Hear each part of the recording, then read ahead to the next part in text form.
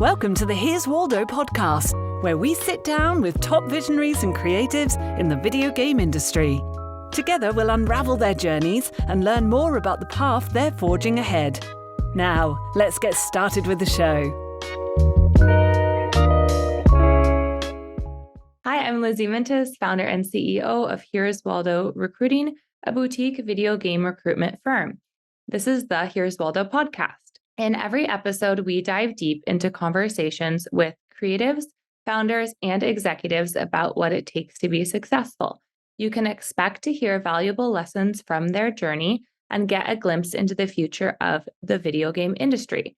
This episode is brought to you by Here's Waldo Recruiting, a boutique recruitment firm for the game industry. We value quality over quantity, transparency, communication, and diversity.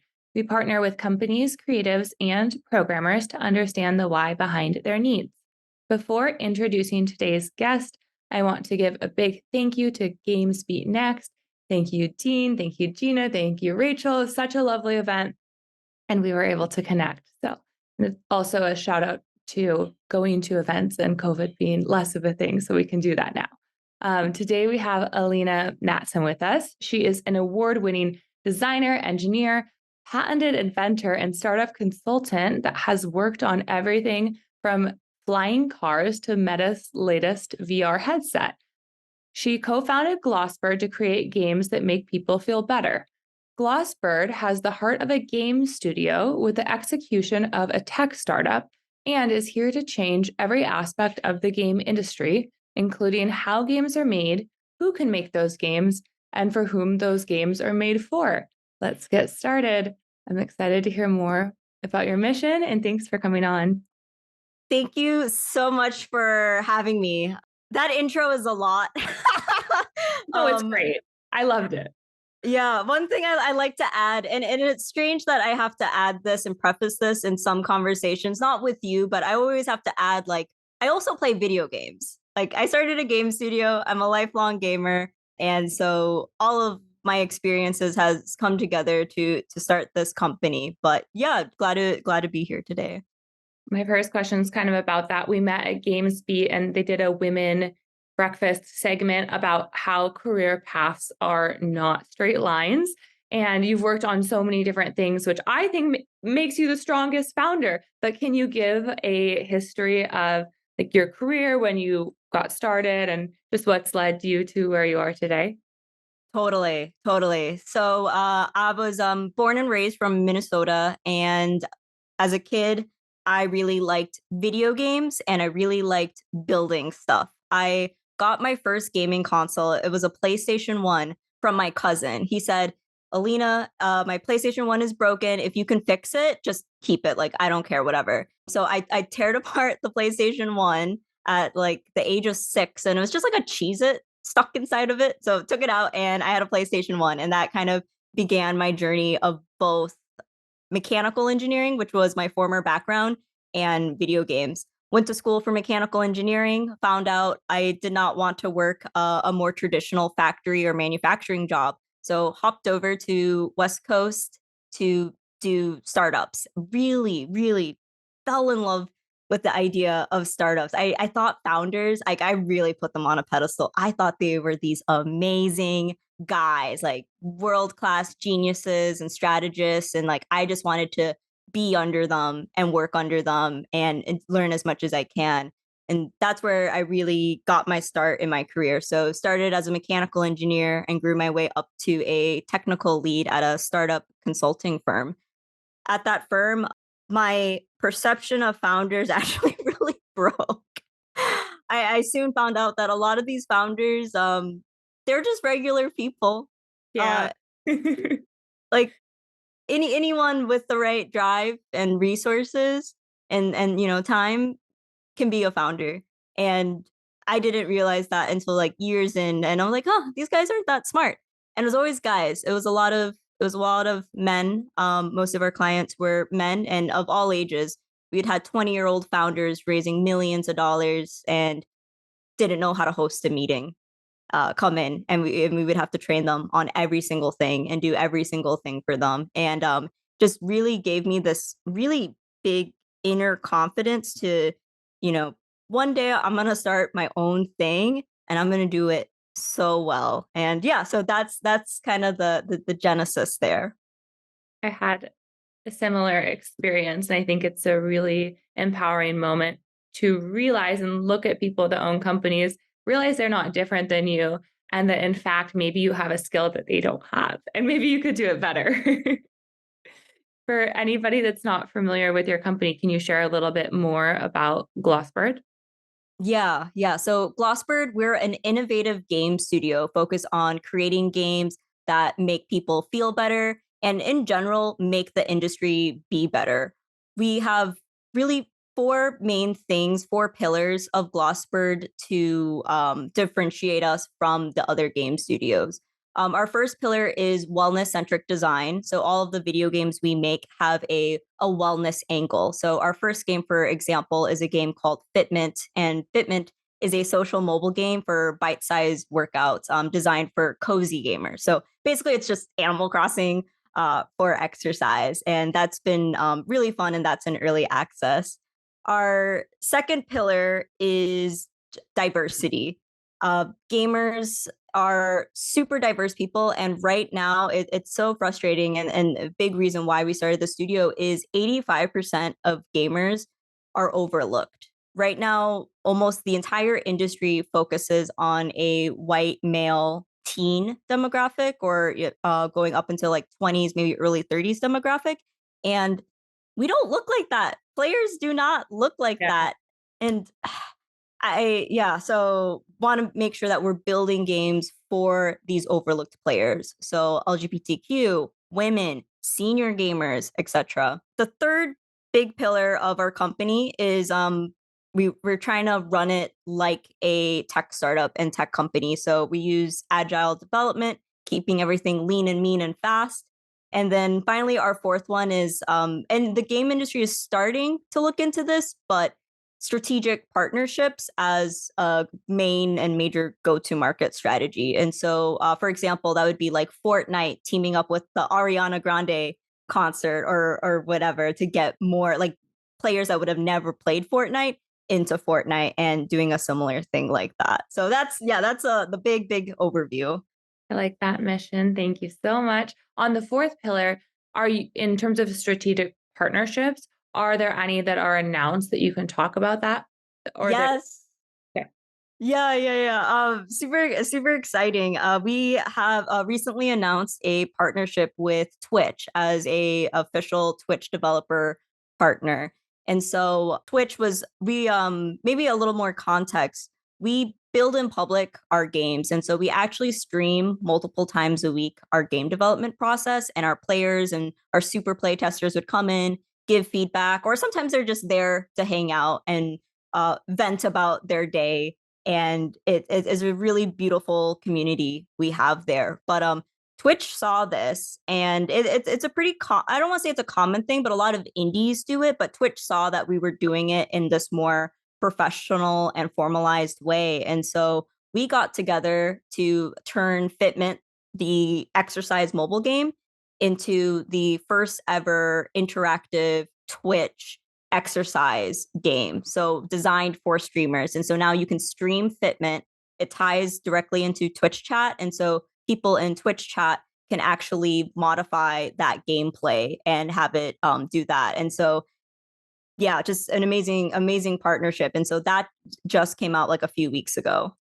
Congratulations. That's such big news. Thank you. Yeah. In terms of developing in the open, is that what you've done the whole time? And if so, can you talk more about that? Because I know that can be really scary for a lot of people to do if you're a developer. It totally is. The big thing is just like get over yourself. It's okay. I'm a self-taught coder as well. And so in the very early days of building in public and coding online, it was so embarrassing.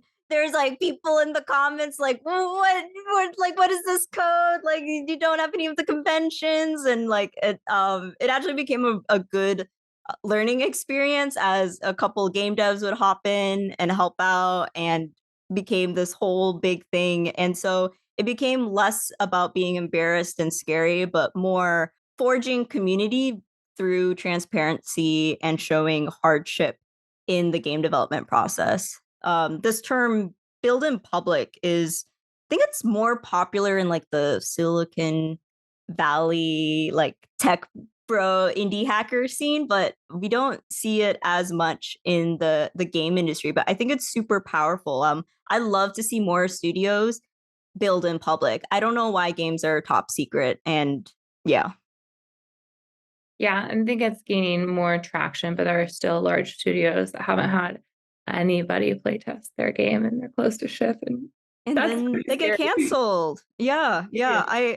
I was chatting with someone the other day from a big AAA studio, and they said their last game, no names, they pivoted their game several times because they didn't do proper playtesting, and each pivot was $20 million Yeah. just down the drain. And I'm like, are you kidding me?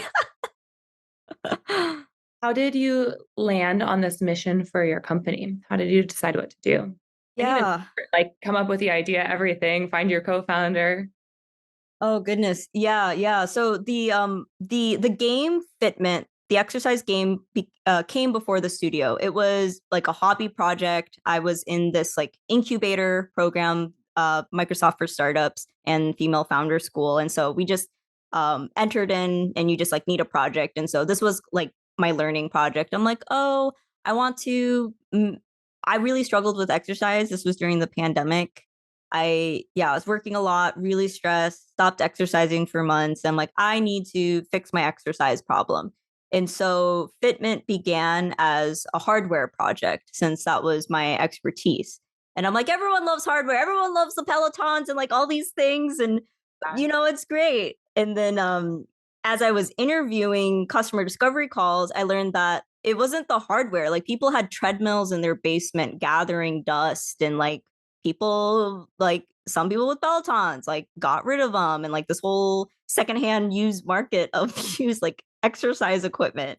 And really the secret sauce came down to gamification and video games, and like the Peloton app, or like for Dance Dance Revolution, it's not necessarily just the pad, it's like that like really addicting scrolling arrows, rainbow lights gameplay, and that instant feedback. And so I just went into this wild deep dive into game design and just learned everything I could, taking classes, reading textbooks, finding an advisor to like kind of show me the ropes, teach me the way. And that was really the first year of my journey. At that point, I'm like, this needs to be a real business. I think Fitment had so much high potential. And just as I was learning about games, like I just want to build more games. And so a game studio made sense, but I needed to find someone from the game industry that had that background. I found my co-founder, Samara, by complete accident. Was not expecting it. So last spring, I put up an ad listing. I was at Meta at the time, but I was like $15 an hour artist intern, and had all these great younger artists apply. And then there was one resume and a cover letter that pops into my inbox, and it's Samara, professor of game art. I was like, dude, this is a scam. This is a freaking scam. Like, why is a professor applying to my $15 an hour job? So I'm like, like Google searching, LinkedIn searching, like, is this person real? Like, is this a BS resume? And then I'm like, I just need to hop on a call with this person. And so hop on a call with Samara, interview one. And I'm like, dude, like cut the, I don't know if I can swear, cut the bullshit. Like, it's okay. like, what's like, who are you? Like, why are you applying? I don't know why I was so like, and she's was like, oh, I love your mission. I love what you're trying to make with Glossbird. I love the concept of fitment, and I just want to work with like really cool people. And it's like, okay. So she joined as well. I made her still go through the formal art interview process. She did all 3 rounds, and she was the best candidate too, by a long shot. So like, okay. She gets the job, and we start working together, and she's great. We're full remote. She's on the other side of the country. And I'm applying to accelerators and things just to like really get Glossbird started. And a month later, we get an email from Free to Play Campus, a mobile game accelerator in Spain, saying, hey, you got into this program. You can bring up to 4 people to Spain. We'll pay for a Spanish like apartment, 3 meals a day, everything. You just need to be full-time in person and build. You need to gather your team by the end of the week and let us know if you're going. I was like, oh my God. So we have stand up every morning before my day job. So I hop into stand up because I read the email prior, and I'm like, hey, everybody, who wants to go to Spain in 1 month? And then everyone's like, what are you talking about? And like freaking out. And so we're like freaking out, we're planning. And then on that call, within like 5 minutes, Samara was like, I'm going to Spain, and quits her job as a professor. And that's really how that began. And Spain was great. She was amazing. We worked really closely, and you really, really get to know someone when you live with them. So it became the ultimate stress test. And I was like, this really impressive person. And so I asked her to be co-founder at the end of the program. It was kind of like a marriage proposal in a way, like, will you be my co-founder? And then she said yes. So and now we're married. yeah. Now we're married for business life. So congrats. It is kind of like a spouse, your co-founder, and what a great way to really know your co-founder too. Yeah. You've done so many different combinators. First, can you talk a little bit about the other company that you founded, Coral Labs? Yes. So Coral Labs was a Y Combinator company. That was basically what we were trying to do was automate manicure, so painting nails at home. And so people could buy a little robot, like a toaster, put it on their counter and get their nails painted. And so I was the one of the founding engineers there and one of the first hires there with Brad and Ramya at that company. But that was, I think, looking back at my career, the biggest technical achievement, and also really hit all the aspects of product development from the very beginning all the way to the very end. When I was a startup consultant before, our projects were between maybe 3 months to a year. So I only saw a snippet, and it was also very engineering focused. Here at Coral, I did a little bit of like product management. I did branding work. I learned about marketing. I learned like how to get like much deeper into customer discovery calls and all these things. And yeah, we ended up building, unfortunately, the company did have to shut down due to funding, but we did build like this like really impressive working prototypes of a machine that could paint your nails. It was like 7 seconds per nail to get painted. And it utilized one of my favorite patents I have is from that, but it is an electrochemical mechanical solution. So we combine all 3 things to create something like totally novel in the approach. So yeah, I would love that machine. Getting my nails done too. Very important to me. Me too. I just went, side story, the day before Thanksgiving to get my nails done because I need to get my nails done every 3 weeks. And my husband texted me, traffic is terrible. It is one of the most dangerous days to drive. I do not think you should get your nails done today. And I was like, I don't think you understand. I'm going to get my nails done right now. I have to do this. Oh, you snowstorms, no matter what. So yeah, no, cheers to that. I don't. Dude, now I wish I was actually gonna do my nails before this podcast. Now I'm upset. But yeah, I'm a big nail person too. Yeah, I think doing what you're passionate about is so important. That's a big accomplishment too. Even work on a product start to finish. And I'm sure you had so many learnings that prepared you for what you're doing today. Yeah, that experience especially really prepped me to be a CEO and for Glossbird. You've done a lot of different combinators. So You did Y Combinator. What was the Spanish one? Free to play campus. Free to play campus, Microsoft for Startup Fellow program, which was all women. That sounds awesome. Mm-hmm. And then can you tell me more about the Andreessen Horowitz Talent and Opportunity Accelerator Fund? Yeah. So Andreessen Horowitz Talent and Opportunity, we are in that right now. Next week is our demo day, just getting ready and prepped for that. But it is a separate fund of Andreessen that they started to help fund founders that they call cultural breakthroughs. So it's not just about software, it's not just about tech, but you have something there that is going to be the next pop cultural thing. And so really excited to be part of that program. There's a totally different lens when you start building not just building a company, not just building a product, but trying to build a movement and like designing intentionally for that cultural change. And so it's been amazing.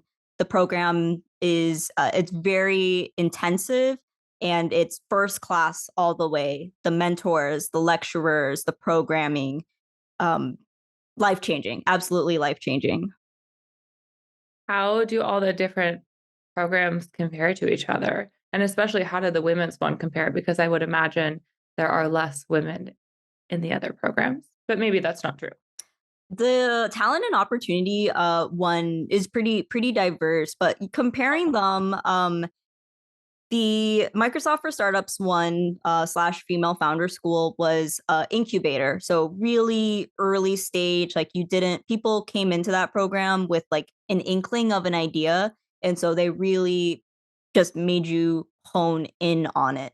I think the most I got from that program, because I was already doing a lot of that work, doing startup consulting, was more of the marketing side and learning about go to market, because I wasn't doing that as a technical lead at the consulting firm. And so that was really great.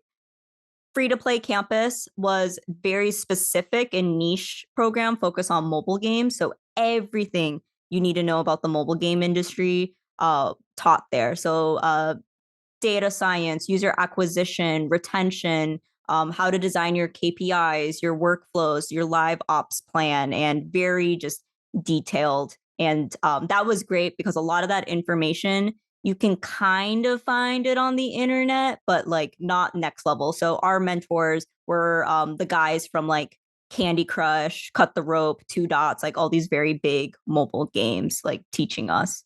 And then yeah, those were some of the main ones there. Are there a lot of people from the program that you keep in touch with regularly? There are, yeah, especially the Spain one. There's a lot of folks. So there were 5 game studios in total, and so every once in a while, just ping on Discord and see how everybody is doing. But it's so interesting to see where everyone has gone. Basically since a year from today. I feel like you're very focused on self-growth or company growth and self-growth, right? They kind of intersect.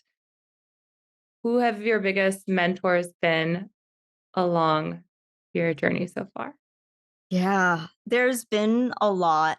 I think the first one, Heather Chandler, she was the former senior producer of Fortnite, and she was like my first mentor and first like within like a month of deciding I need to go into the game industry.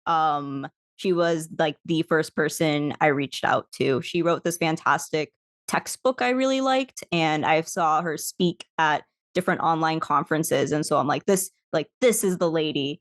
And she, just taught me everything about game production in detail and how to get organized, and helped me take my transferable skills from how do you manage a engineering project to how do you manage a games project. Because I think in the early days, what I struggled with the most was dealing with artists, communicating with artists, organizing just everything related to the art side. Because in engineering, it's like you got industrial designers, you got UX UI designers, and it's very clear cut to create deadlines and have like accurate estimates for resource loading. But in games, like it's a little fluffier until you get a better sense of it. And so that was, a huge one. Another one, Jerry Ellsworth, CEO of Tilt 5 augmented reality, just amazing technical person. She's my role model, and I was like fangirl, and I was looking for clients at the time. I also ran my own consulting business after the fact to make money while running like getting the studio off the ground. And I cold emailed Jerry, and I'm like, dude, like I'm such a big fan of your work. I love your products, like everything you did at Valve, and just very long history. She's like the godmother of augmented reality. And I just sent her this long email, and I'm like, if there's any chance at all that I can help you with like any problems you may have, do some consulting, just let me know. And then she responded and she said yes. And I was like, oh my God. And I was able to work with her and learn from her, and also help out with the Tilt 5 launch. So yeah, that was incredible. Those are my top two. Congrats on sending her this big email, and it worked. I think that's such an important takeaway for everybody. Just send the email. But you were in both instances, you've done so much research on both people, and you really had a reason for reaching out. I have a lot of people reach out for jobs, which is, different but similar. But sometimes it's like, hey, I need help, or can you look at my resume? I'm like, I don't have time. But I think when you send such a compelling email with such a reason and actionable follow-up item that's really clear as to what you want, you can get a long ways. I agree. Customize those cover letters, customize those emails, those things, and like really just like, I think both of those first times I reached out to both of those ladies were very heartfelt emails. Like I think the emails are probably like 2 or 3 paragraphs long, just like saying how much respect I have for their work and like what I would like to learn from them. And then like not just ask, but gives, and what I can offer you as well in exchange. That's important and sincere. Thank you. I want to talk about imposter syndrome because it comes up for everybody. At what point in your journey have you had imposter syndrome? Maybe a lot of it. It's kind of a funny question. And at what point did you really feel successful? Oh no. The term point is not the right word, because it's more like a line or like a blanket that has encompassed the entire journey. The entire journey has been imposter syndrome. Though, because everybody feels it at every single level all the time. So how do you deal with it? Maybe how you deal with it, not at what point. Because I didn't want all the time. And some people are like, I don't have imposter syndrome, but who said that? Who said that? That is so not true. That's what I think. Every single person. Yeah. Okay. Yeah. Gosh, in this, like, to be totally honest, anger has driven me through my imposter syndrome, and using anger as a tool to get me through. A lot of my imposter syndrome was caused by comments from others. It wasn't, because I knew I was a hardworking person. I wouldn't call myself smart, but I was very hardworking, and I've always been very focused and driven. But people, there were just some folks, some guys, some coworkers, colleagues, classmates that just said mean things, or just like slightly offhanded things. And I could not forget those things, and really caused a lot of imposter syndrome, but just made me angry, and just like I wanted to prove them wrong. I remember it was like the first week of class. I'm in mechanical engineering, and some guy comes up to me, "Hey, Alina, think you need to design a robot that can make me a sandwich." I'm like, are you mother effing kidding me, dude? Like, like you like, yeah, I'm gonna design you that effing robot. Like Could be the best robot ever, way better than your stupid robots. exactly. And yeah, I'm just trying to channel that energy in a positive way. And Great, you're doing it. that's yeah. Whatever motivates you. Yeah. In the tech industry and in the game industry and in Silicon Valley, you have a lot of men. How have you been able to combat it and cope with it in a way that feels authentic to you? Like I hear a lot of people say, "Oh, when I pitch, I try and sound more like a guy, or I try and do these things. I could try and dress more masculine at an event, right?" I had somebody come up to me at Gamesbeat and tell me Aw. I was really brave to dress so feminine, which made me laugh. I'm like, I'm just doing my thing. Like this is just who I am as a person, right? That's my authentic self, and I'm going to show up as my authentic self. I don't care. Mm-hmm. I have Lizzie, to. plus one. I do the same thing to all of that. I used to dress like very business formal, like pantsuit, like all those things, and I didn't feel like myself.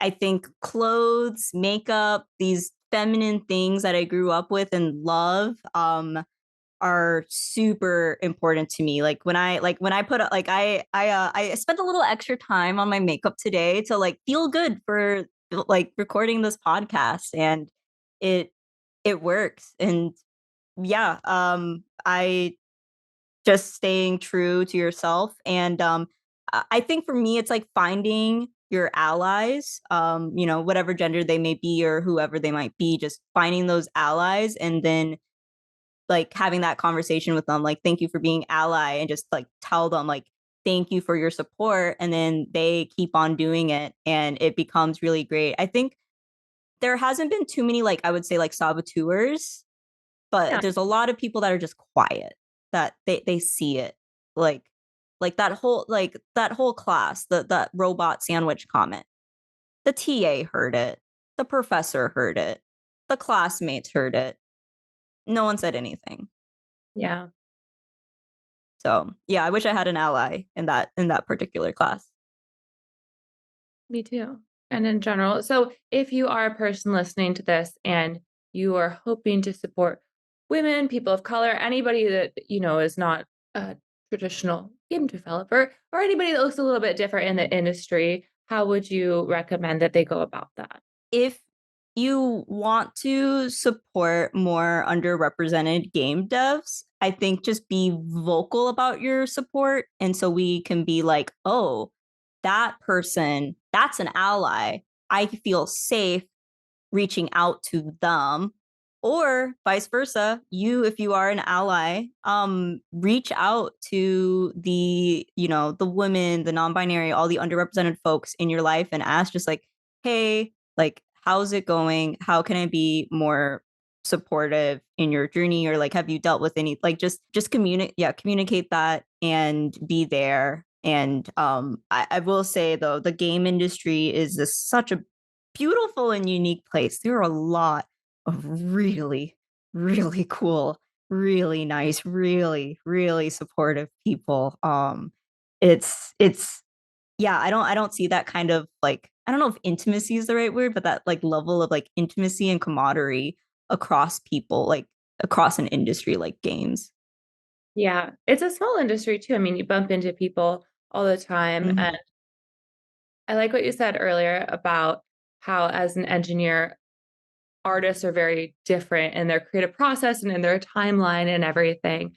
And I feel like game making is kind of like Texas, and that Texas is so funny to me. But in Austin, you have like very liberal, eccentric, you know, people, and then you have people with guns there, but they both Mm. coexist in this very interesting way and live together and work together. And it's fascinating to me. I'm not from Texas, I'm from Washington. And not, you know, not that one person has a gun and one person is a liberal by any means, but there's just very different brains that work together in the game industry, but they figure out how to work together. And I think you have to collaborate cross-functionally so much more because you're all building this creative product together. Mhm. 100% agree. And I think that's what makes games maybe one of the most the hardest medium. I think it's like, we have technical challenges, we have artistic challenges, but like to combine those two is gosh, yeah, it's wild. It's really hard. In terms of your current startup, what has been the biggest surprise about getting into the game industry or running this company? What did you not anticipate? Or what's the biggest learning you've had? I'm sure there's so many. Oh gosh. Yeah, there's a lot of ways I can answer this question. There's kind of the business side on fundraising and learning the fundraising process and dealing with investors and great stories and really horrible stories from that journey. So that has been a learning. Will you share more about that? I think fundraising is such a hot topic and people would love to hear more about what worked for you, what didn't work. Yeah, and disclaimer, we will be starting our raise very soon, and so I'm not talking like I successfully raised yet. We're about to begin this journey, and so there's definitely a lot going through my mind right now. But fundraising, it's just the dog and pony show. Like it is truly a presentation. There's a lot of showmanship involved. I think there is a lot of, unfortunately, and this is maybe the downfall, there is a lot of charisma. There is a lot of social engineering involved. There's a lot of like, we got to create, they always say create FOMO, fear of missing out. And it to me as a engineering background was very strange because being really good at socially manipulating you to take my first call has nothing to do with me running my game studio. Totally separate skill set. And I think that's the thing I've learned. There might not be much overlap between your fundraising skill set versus your CEO skill set. I have heard investors say, like, no, fundraising shows that you can be a visionary and you can convince people to join you on your mission, and like that's the purpose. But like I disagree with that, because how I talk to investors is not how I talk to my players. And yeah, people are joining us without all of that show personship. Yeah, it is very showy. How do you want Glossbird to be different than the places that you've worked in the past? Yeah, I have a saying I like to say is, I do believe the CEO is the culture, and culture is not that rule book you write down, but really the actions of leadership and how it propagates through the rest of the organization. And, those people you hire and like how you scale and build your team. There right now in the game industry is pretty toxic. There is sexual harassment. There are studios that overwork people. There's this crunch culture is assumed in the game industry, and like all this like completely bogus stuff. And like honestly, like you can design those things out. Like if you are intentional enough from day zero, you can really design those things out. Like what is crunch? Being over schedule and over budget. Where does that come from? That comes from bad project management, that comes from bad financials, that comes from a bad feedback loop, that comes from a bad development process. Like it comes from leadership. So I can get like very ranty about it. So I'll go ahead and stop there. But I think Glossbird, happy game devs make better games. That's what we're trying to do different. Yeah, that's a fact. I had Eve Crabochet from Take This on my podcast, and she Oh, talked great. how your team's mental health impacts your game, and that impacts the community that you build from your game as well. So it's really all correlated. And I think your culture is there, whether you are intentional or not. I worked at a company and I remember coming in one day and we never had core values or anything defined. But I came in and one of the leaders was like, here are our core values. And they were not what we were. No, but they were not what we were at all. It was like delusional document. And I was like, this is so interesting because I didn't say anything. I was just like, okay, great. Yeah, these are our core values. Like, who am I to tell you that they're not in the circumstance? But I think that's an example also of like trying to backpedal a little bit. Even if you're not intentional from the start, it might not be real when you implement them years and years later. Yeah. Another side story on that. Again, no names, but I was at DICE last year and there's a lot of game CEOs that go. And was like chatting with a bunch of CEOs and much bigger companies, like thousands, 10,000 plus employees. And then they were like discussing culture and like, yeah, like our game studio is kind of toxic. Like it's hard for us to keep women at our studio. Like I wonder, like, maybe we should like write like like some more guidelines about it, like a handbook about it. And I'm like listening into these conversations and I'm like, what, dude? Like, what? You're thinking about this after you have 1,000 employees? Like, what? Like, I don't know. It was mind blowing. That was mind blowing. Yeah, there are a lot of things you should do early on. I was having a conversation last night about having a one pager when a woman is going to have a baby given out in terms of what you can expect and what is like appropriate to say and what is not appropriate to say. And I think that could be a really useful thing too, because if you don't have kids or were not involved much in raising your children as a man, you might not have a good idea. I love that. I love that. Even though I said like, don't like writing it down isn't enough. I think maybe the process of writing it down and having it as a reference is really good.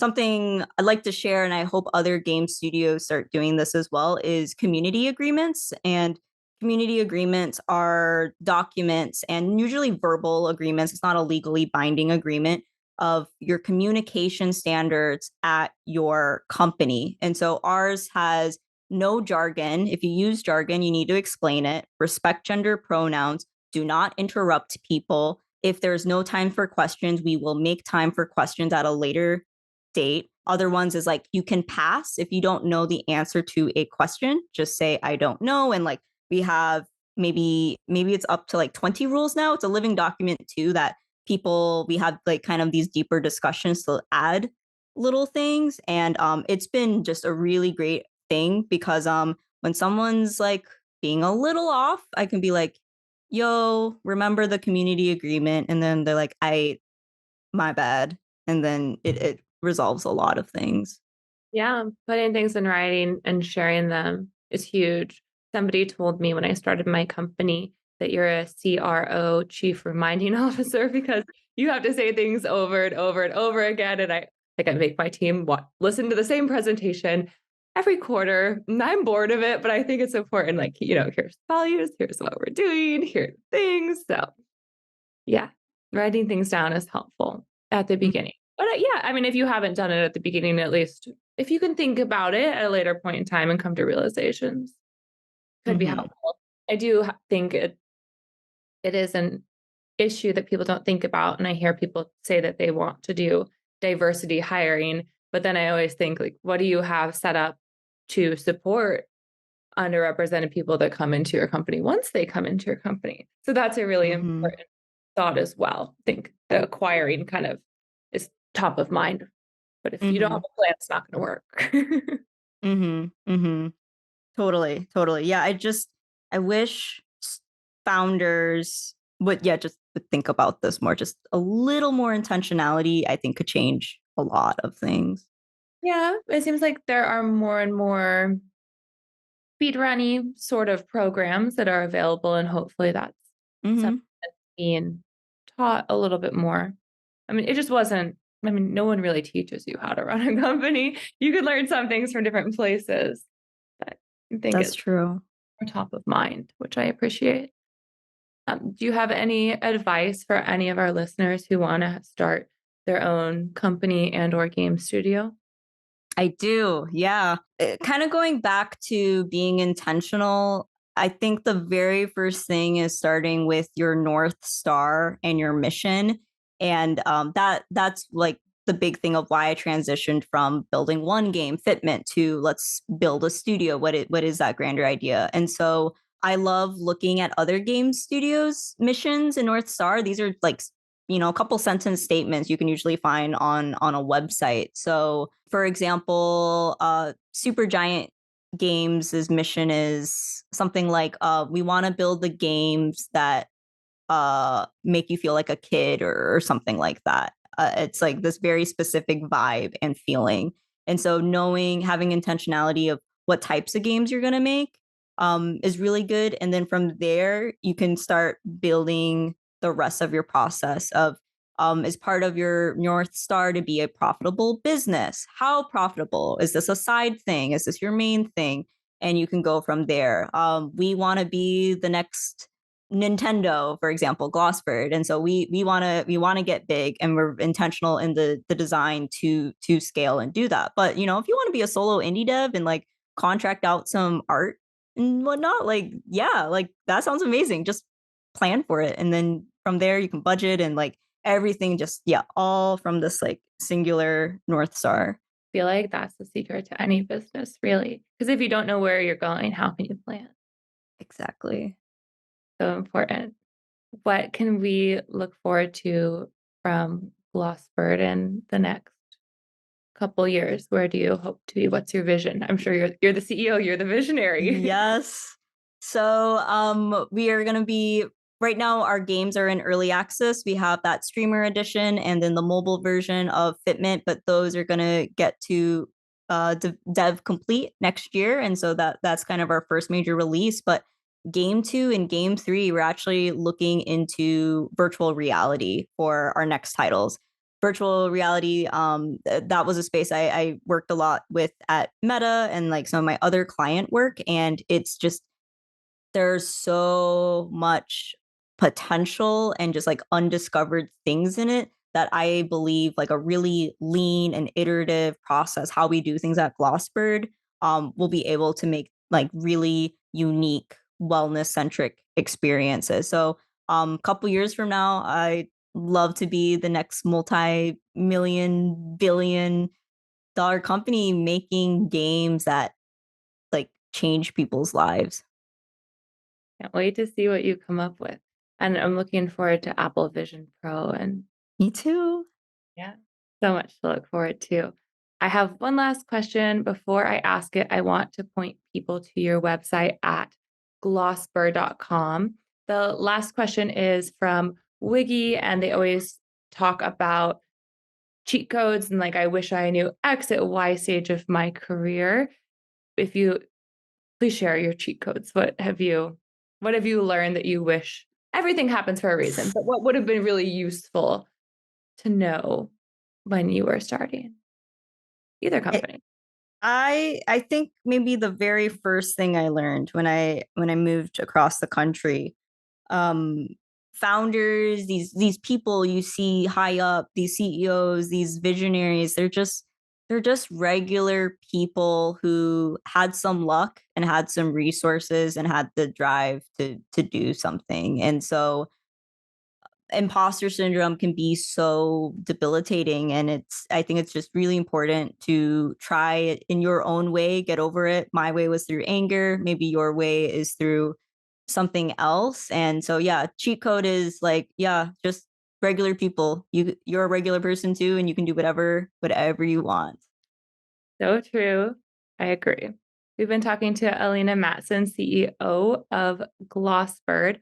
Where can people go to stream your game, learn more about you, contact you? Maybe they should send you a heartfelt email. Oh, yes, yes. Please, if you want to build with us, please come to our Twitch development streams, twitch.tv/Glossbird. You can also follow us on all the social media, Glossbird Games, or specifically for Fitment, play Fitment, FITMENT. And best way to reach out to me is add me on LinkedIn. Shoot me a LinkedIn message. Thank you so much. Thank you. Thanks so much for listening to the show this week. To catch all the latest from Here's Waldo, you can follow us on LinkedIn. Be sure to click subscribe to get future episodes. We'll see you next time.